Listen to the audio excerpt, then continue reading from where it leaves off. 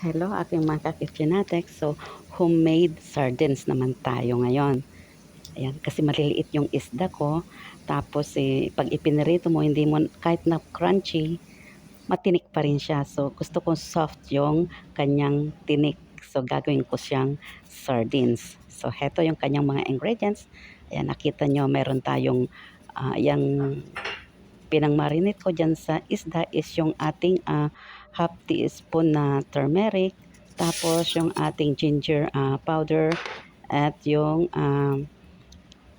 black pepper, tapos syempre meron na siyang salt doon. Tapos lagyan na natin ngayon yung ating onions, tapos yung ginger natin na hiniwa-hiwa, tsaka yung ating tomato, then yung ating carrots. Ayan, nilagyan ko pa siya ng design yung carrots ko, tsaka yung ating bell pepper.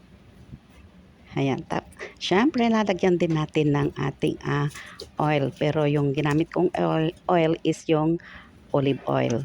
Tapos yung minced meat, minced garlic. Ayan, yung ating garlic para mabango siya.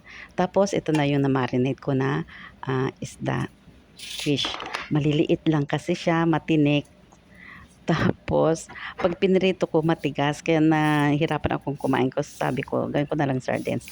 Tapos yung kalahati ng mga ingredients ko na hindi ko nilagay, ilagay ko na ngayon sa ibabaw. At saka yung pinagmarinitan is syempre lalagay na natin.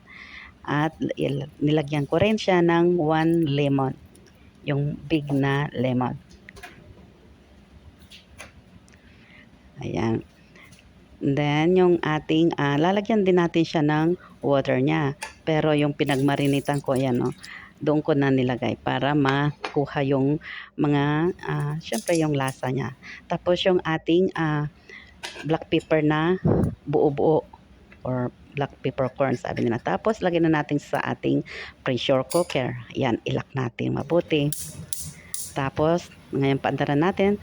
So, pagka tunog nyo ng whistle niya, doon tayo mag-start na mag-count ng 30 minutes. So, patay na natin. Tapos, ilib natin yan para mawala yung pressure niya. Tapos, ayan na. Luto na siya. So, eto na yung aking sardines. Hindi ko alam anong pangalan na isda yan. Basta maliliit siya. Pinilang kasi kami. Tapos, sabi ko, paano kakainin ito na maganda. So, ginawa ko siyang homemade sardines. So, ito na yung aking homemade sardines.